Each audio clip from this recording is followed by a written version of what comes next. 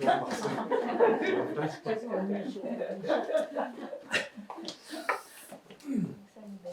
2주를 쉬었거든요.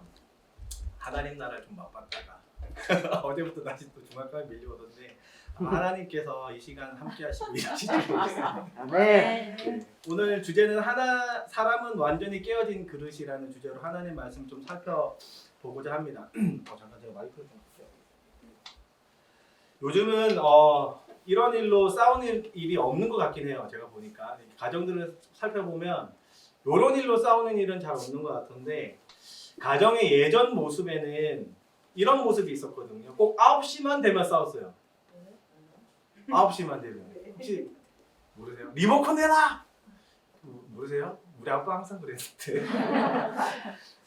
뉴스를 보시겠다고.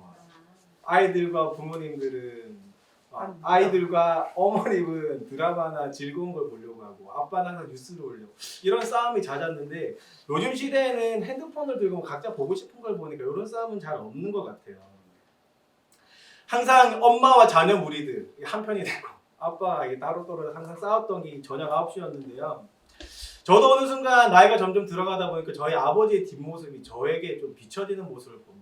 어느 순간 자녀와 엄마의 무리가 이렇게 따로 있고 저와 이렇게 항상 대립하고 그리고 뉴스를 좋아하는 제 모습을 보면서 결국 남자는 아빠의 모습을 닮아가나 이렇게 느껴지기도 했거든요. 제가 뉴스 보는 걸 참 좋아합니다. 세상의 일정들을 보고 또 특히나 정치 이야기들을 보면서 우리나라의 앞에 미래도 또 함께 꿈꾸고 또 기도도 하는 시간들을 참 좋아하는데 요즘 들어 제가 이 뉴스 보는 게 너무 싫은 거예요. 뉴스 보는 게. 너무나 악한 이야기들이 정말로 가득합니다. 뉴스를 한번 보시면 소망이 하나도 없이 보여요. 정말로 안 좋은 일들만 가득하거든요. 특히나 최근에 한 부모가 아이를 때려 숨지게 한 사건들이 뉴스에 올라와요. 더 나아가가지고 아이를 이틀 동안 굶겨가지고 죽인 20대 부모의 이야기도 뉴스에 나오더라고요. 이제 뉴스를 보면 마음이 너무 아파가지고 뉴스를 틀지를 못하겠어요. 사랑하는 성도 여러분, 우린 뉴스를 보면 세상 가운데 죄가 만연한 모습을 보게 됩니다. 우리가 사는 세상은 왜 이렇게도 악할까요? 세상 모든 사람이 이 유토피아라고 하는 것을 꿈꿉니다. 정말로 즐겁고 행복한 세상을 꿈꾸지만 세상은 날이 갈수록 유토피아의 반대의 말, 꼭 디스토피아처럼 정말로 종말의 때가 다가오는 것처럼 성경의 종말이 진짜 현실이 되어가는 것처럼 느껴지게 하고 있어요. 뉴스를 보면 정말로 악함이 점점점 가득 차는 것처럼 보여집니다. 우리 성도님들은 어떻게 느껴지시나요? 성도님들이 어렸을 때 우리나라와 지금의 우리나라를 봤을 때 더 악해졌다고 느껴지시나요? 그때보다 지금이 더 살기 힘들어졌고 죄가 더 만연해졌다고 이렇게 느껴지고 계신가요? 그런데 저는 한편으로 이렇게 성경을 보다 보니까 지금의 이 악한 세대가 지금의 이 악한 세상이 꼭 종말이 다가와서 더 악해진 것처럼 느껴지는 것이 아니라 오히려 인류 최초의 그 범죄한 시대 이후로부터 그때의 악함과 지금의 악함은 동일하구나라는 것을 느끼게 됩니다. 더 악해진 것이 아니라 그때도 엄청나게 악했고 지금도 동일한 악함을 들고 있구나 이렇게 느끼고 있다는 뜻입니다. 그때나 지금이나 똑같아요. 인류가 타락한 이후로 사람의 그 악한 모습은 똑같습니다. 오늘의 본문은 이렇게 인간과 죄악을 연결하여 이렇게 설명하고 있어요. 5절이거든요. 이렇게 설명합니다. 여호와께서 사람의 죄악이 세상에 가득함과 그의 마음으로 생각하는 모든 계획이 항상 악할 뿐임을 보시고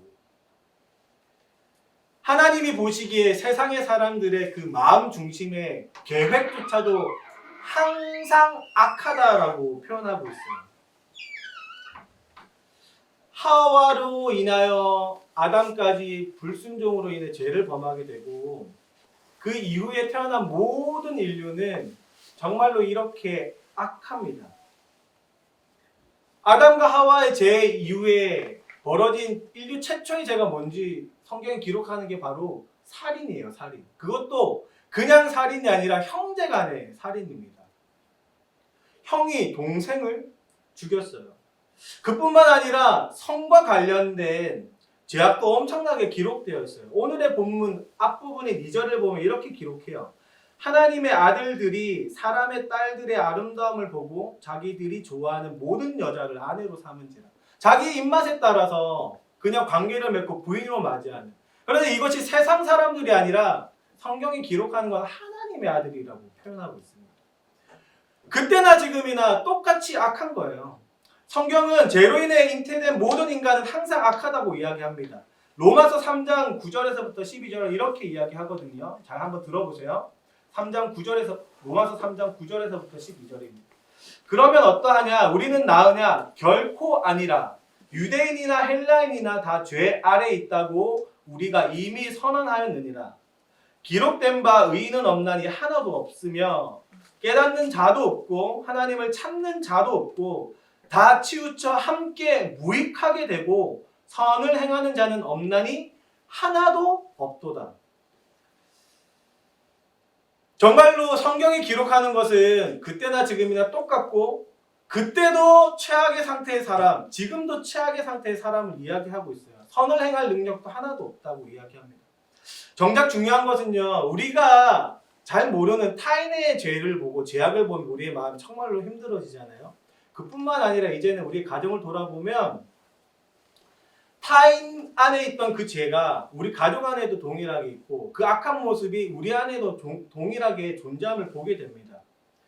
이렇게 가족 안에서 악함을 볼 때 우리의 마음은 더 무너질 거예요. 단순히 나와 관계없는 사람이 악할 때는 조금 용납이 될지도 모르겠어요. 그런데 내가 사랑하는 가족 안에서 이 악함을 보면 우리의 마음이 더욱더 무너집니다. 오늘의 본문은 노아의 방주 이야기잖아요. 그죠? 노아의 홍수 이야기의 시작점인데요. 노아의 홍수 이후에도 이렇게 가족 안에서 또 다른 죄가 또 범하여집니다.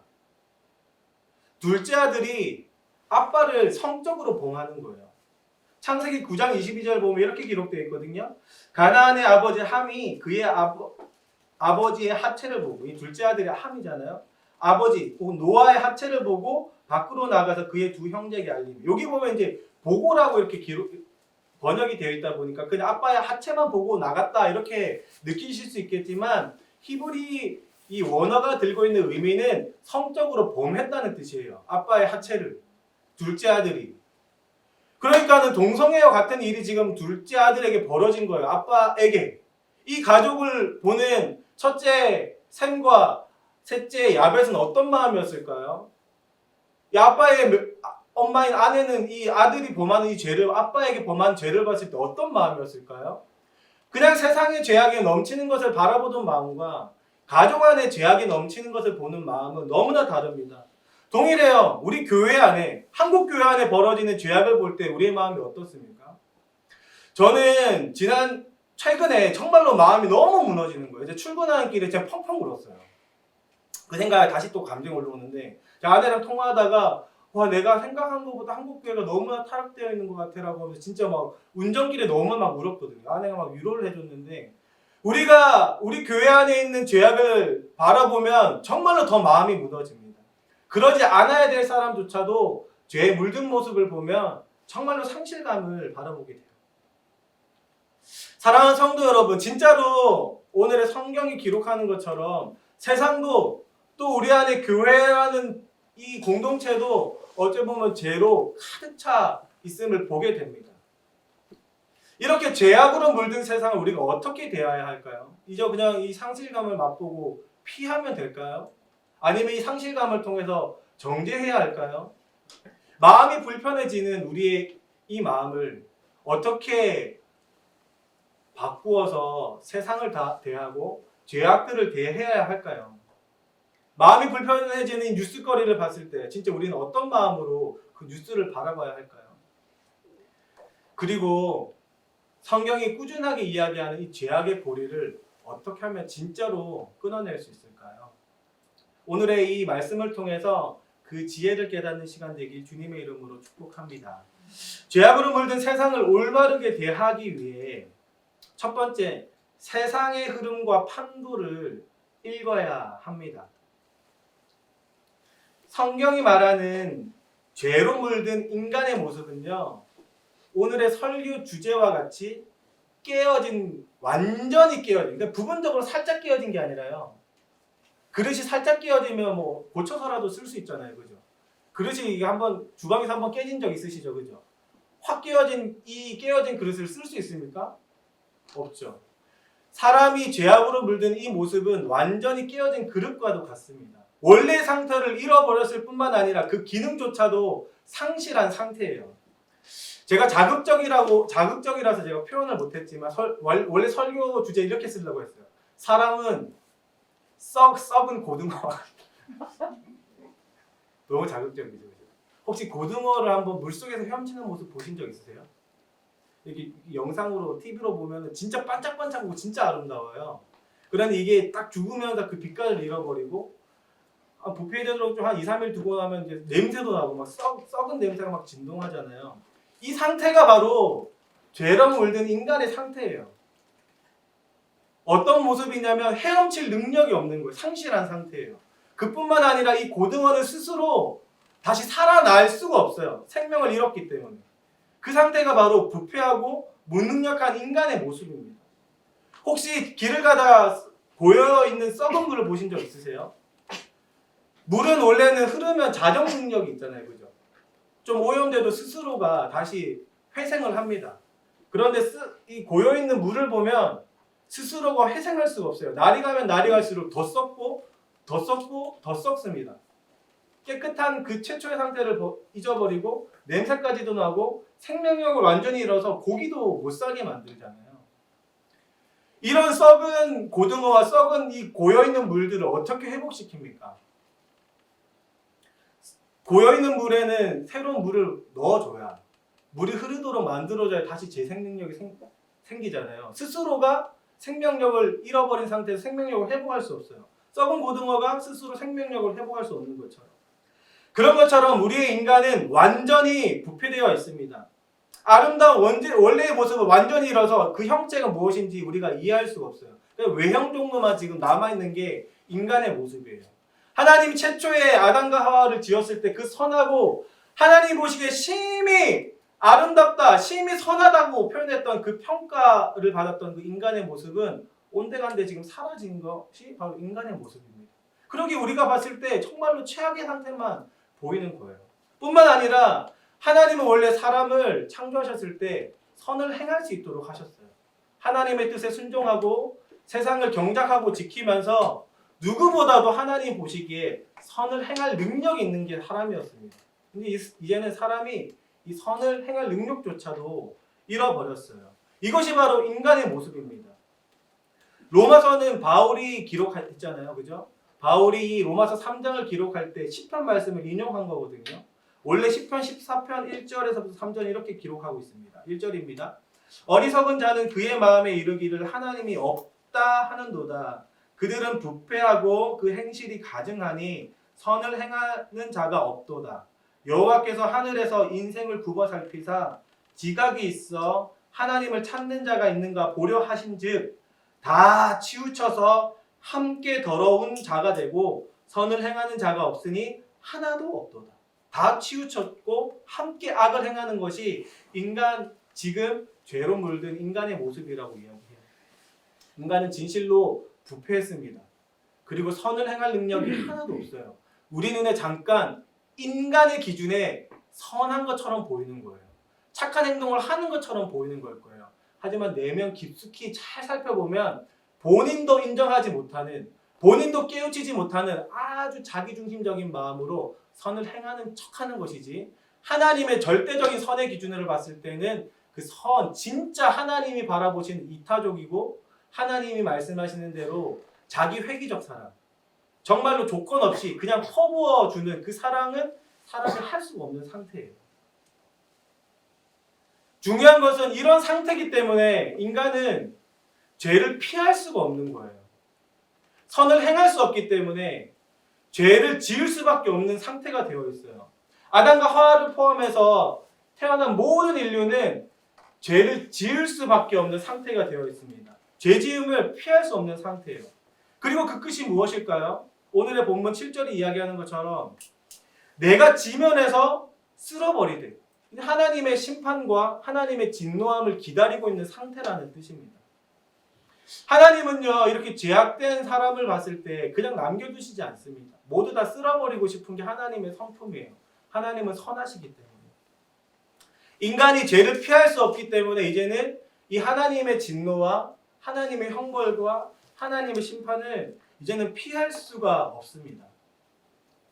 중요한 것은 하나님은 한 번 심판하셨잖아요. 그죠? 노아의 홍수 때. 그렇지 않나요? 노아의 가족 8명을 남겨두고 아빠와 부모, 그러니까 노아와 노아의 부인 그리고 아들 셋과 그 다음 며느리 셋을 해서 8명을 남겨두셨거든요. 제가 이 성경을 보면서 이해가 좀 안 됐어요. 분명히 하나님은 노아를 의인이라고 표현하셨고 그리고 함께 방주를 지어서 살아남았잖아요. 그죠? 하나님 일하심을 받고 눈앞에 하나님이 심판하시는 존재라는 걸 봤단 말이에요. 그럼에도 불구하고 아들 함은 또 하나님 앞에 범죄를 했고 이 노아의 심판 이후에 벌어지는 다음 사건이 뭐냐면 바로 바벨탑 사건이에요. 또다시 8명으로 인해서 번성한 인류 가운데 죄가 얼마나 만연한지를 다시 한 번 더 깨닫게 하는 게 바로 이 성경입니다. 성경이 꾸준히 이야기하는 건 뭐냐면 인간 스스로 이 죄에 관련돼서는 해결할 수 없음을 이야기해요. 인간 스스로가 죄를 넘어갈 수 없는 거예요. 죄를 이겨낼 수 없는 거예요. 그냥 가만히 두면 죄를 지을 수밖에 없고 결국 하나님의 진노 앞에 서 있는 모습을 보게 되는 것이죠. 진실로 죄로 인해 타락한 인간은 스스로 자정할 수 있는 능력이 없습니다. 스스로 죄를 피할 수 있는 능력도 없어요. 그러기에 우리는 그 모습을 지금 뉴스로 보고 있는 거예요. 누구는 이렇게 이야기할 거예요. 이렇게 살인자들을 보거나 이 진짜 극악무도한 범죄함을 볼 때, 악함을 볼 때, 아 인간이 왜 저래? 왜 이런 말 들어봤죠? 저 사람 왜 저래? 인간이 이럴 수 있나? 맞아, 이럴 수 있는 거예요. 인간이 왜 저래가 아니라 원래 그래요. 원래 그래. 우리의 인식이 뒤바뀌어야 해요. 세상을 바라보는데 기대함이 1도 없어야 되는 게 사실은 정상이에요. 어째 보면. 사람은 끝까지 죄를 범할 수밖에 없기 때문입니다. 그러기에 우리의 마음은 그 눈으로 이제 보기 시작하면 마음 가운데 긍휼함이 생기기 시작하는 거예요. 왜냐? 썩은 고등어와 같이, 썩어서 고여있는 물과 같이, 완전히 깨어진 그릇과 같이 그 죄인은 스스로 그 죄에서 벗어날 수 없기 때문이에요. 스스로가 조금의 자기의 능력으로도 그 죄에서 이겨내서 선을 행하고 착한 사람이 될 수 있다면 우리는 진짜로 그 사람을 비난할 자격이 돼요. 할 수 있는데 못했기 때문입니다. 그런데 사람은 할 수 없는 존재예요. 우리가 이것을 인정하기 시작하면 이제는 마음 가운데 긍휼함이 생길 거예요. 아, 저 사람은 하고 싶어도 할 수 없는 상태구나. 저 사람의 죄는 스스로가 해결할 수 없는 상태구나. 우리 안에 긍휼함이 생기기 시작할 겁니다. 갓난아이와 같이 누군가의 도움이 필요한 상태가 죄인들의 상태고 그 상태가 바로 세상의 상태고 그 모습이 교회의 일부분에 죄로 물든 성도들의 모습일 거예요. 그렇다면 이렇게 깨어진, 완전히 깨어지고 자정 능력을 상실하고 선을 행할 수 없는 사람, 끝까지 죄를 지을 수밖에 없는 이 사람들을 우리가 어떻게 대해야 할까요? 이들의 죄의 지배를 어떻게 끊어낼 수 있고 해결할 수 있을까요? 죄악으로 물든 세상을 올바르게 대처하기 위해서는요, 두 번째, 상황을 뒤바꿀 게임 체인저가 필요합니다. 상황을 뒤바꿀 게임 체인저가 필요해요. 혹시 게임 체인저라는 단어 혹시 들어보셨나요? 이 사전에 이렇게 표현되어 있습니다. 상황 전개를 완전히 바꿔놓는 사람이나 아이디어나 사건을 뜻한다. 전세를 완전히 뒤집은 하나의 발명품이 있습니다. 바로 원자폭탄이에요. 세계 2차 대전의 상황을 완전히 뒤바꾼 하나의 아이템, 원자폭탄. 컴퓨터 운영체계의 이 모든 시스템을 완전히 이 줄기를, 이 흐름을 뒤바꾼 하나의 프로그램이 있습니다. 바로 이 마이크로소프트사의 윈도우 프로그램이에요. 그리고 삶의 패턴을 완전히 뒤바꾼 하나의 아이템이 또 있어요. 우리가 들고 있는 이 스마트폰이죠. 아이폰으로부터 시작된. 또 관계의 개념을 완전히 뒤바꾸고 그 물줄기의 흐름을 완전히 바꾼 하나가 또 있어요. 그게 뭐냐면 마크 주커버그라는 사람이 개발한 SNS, 바로 페이스북입니다. 게임 체인저는 완전히 이 상황을 완전히 전환시켜요. 이전의 물줄기를 완전히 뒤바꿉니다. 제가 계속해서 설명드렸던 것처럼 인간의 물줄기는 죄를 지을 수밖에 없는 물줄기예요. 그냥 두면 그대로 죄를 지고 그대로 끝까지 죄를 짓는 게 인간의 물줄기입니다. 이 물줄기를 어떻게 뒤바꿀 수 있을까요? 어떻게 이 게임 체인저 같은 효과로 이 물줄기를 뒤바꿀 수 있을까요? 오늘의 본문은 이렇게 기록합니다. 8절입니다. 그러나 노아는 여호와께 은혜를 입었더라. 8절 다시 한 번 더. 그러나 노아는 여호와께 은혜를 입었더라.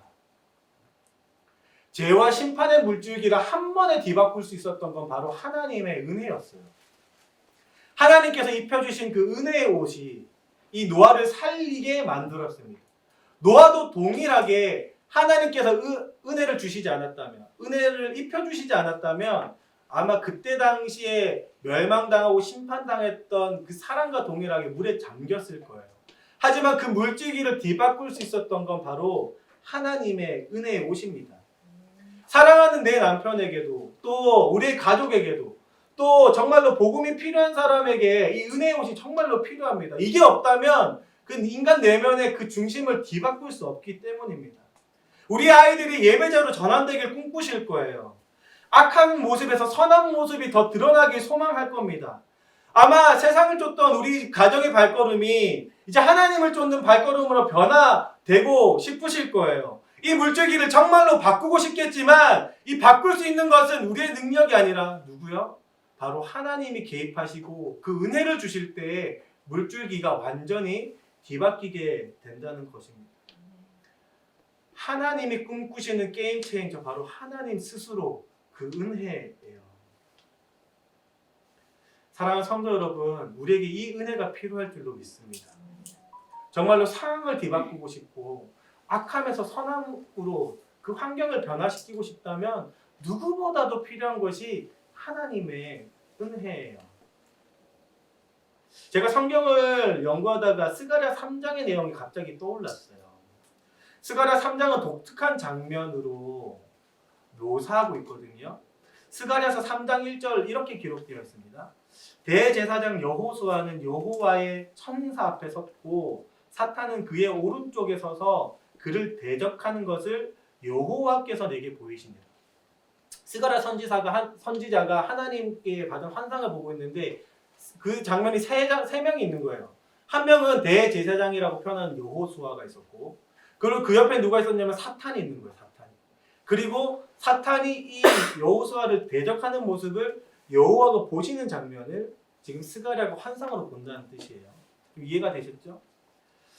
중요한 것은 이 여호수아의 모습을 3절이 이렇게 기록하는데요. 여호수아가 더러운 옷을 입고 천사 앞에 섰더라.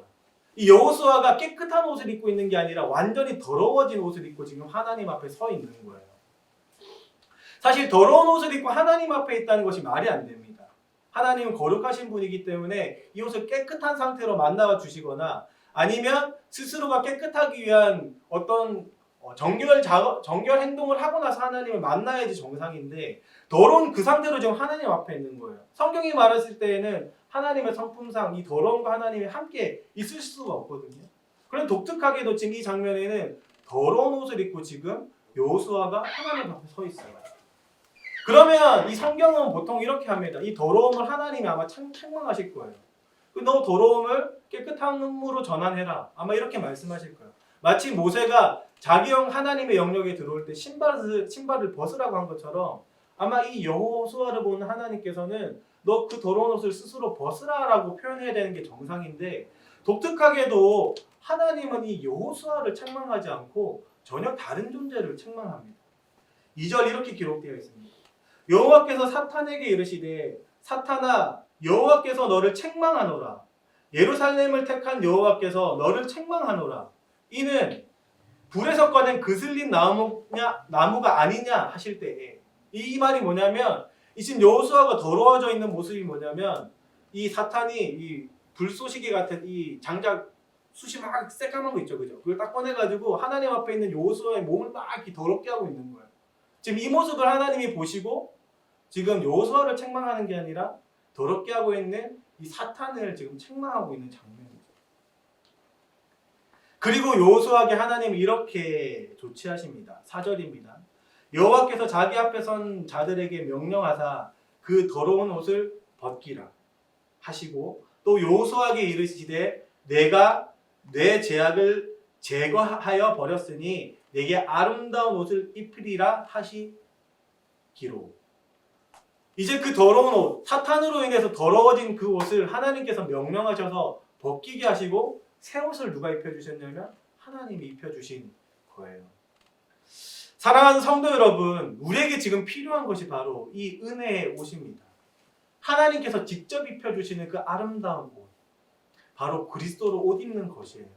믿음을 통해서 그리스도로 옷 입을 때 우리 내면 세계는 다시 질서가 잡히고 모든 능력을 회복하고 하나님이 꿈꾸시는 아름다운 모습으로 살아갈 수 있습니다. 세상을 바라보는 우리의 시선이 변화되는 것, 세상을 대했던 우리의 마음이 변화되는 것, 그리스도의 옷을 입을 때 가능해요. 내 스스로 시선을 변화시켜야 가능한 것도 아니고 내 스스로 옷을 바꿔 입을 수 있는 것도 아닙니다. 하나님께서 옷을 입혀 주셔야 해요. 우리가 바라보는 그 죄악된 사람의 모습도 하나님이 옷을 입혀 주실 때 완전히 뒤바뀔 수 있습니다. 교회도 마찬가지예요. 게임 체인저로 일하실 하나님이 필요합니다. 여전히 우리 마음 가운데 일하고 있는 죄의 지배의 상태가 교회를 또다시 거먹게 물들게 만듭니다. 마치 사탄이 이 거룩한 교회를 끝까지 검은 모습인 것처럼 만들기 위해서 지금도 거룩한 교회를 가만두지 않고 이 검댕이를 가지고 들쑤시는 거예요. 유혹을 당하고 넘어지고, 언젠가는 정말로 대단해 보이셨던 목사님이 넘어지는 이유가 다 거기에 있어요. 세상 사람들이 바라볼 때 교회가 썩어 보이게 만드는 것. 하지만 우리의 눈에 검게 보일지라도 하나님이 다시 은혜의 옷을 입혀주실 때 교회는 그 거룩성을 회복할 줄로 믿습니다. 우리 안의 거룩성도 우리 스스로 거룩해지는 것이 아니라 하나님이 거룩하게 하실 때 거룩해질 줄로 믿습니다.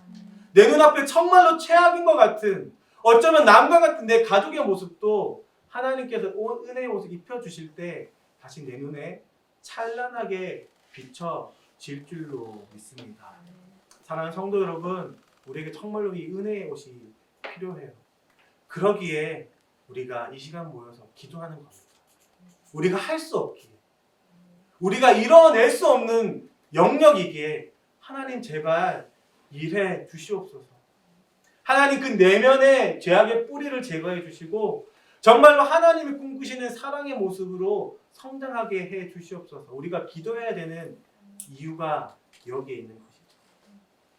사랑하는 성도 여러분, 어제 하루도 세상에 만연했던 이 죄악의 모습에 대면하고 있었다면, 혹은 그 죄악으로 인해 내 마음이 지금 무너지고 있다면 이 시간 함께 기도했으면 좋겠습니다. 우리의 눈앞에 죄악이 보이지 않고 하나님이 입혀주신 그 찬란한 옷이 보일 수 있도록 하나님 일해 주시옵소서. 또 내 모습조차도 하나님이 꿈꾸시는 모습으로 날마다 거듭나져서 나를 유혹하고 나를 검게 만드는 사탄의 그 모습을 하나님께서 손수 뭐라 하시고 또 그 모습을 하나님께서 제하여 주셔서 내 모습조차도 하나님 보시기에 아름답게 변할 수 있도록 하나님 도와주시옵소서. 우리 그 마음을 함께 담아서 함께 찬양하며 나아가도록 하겠습니다.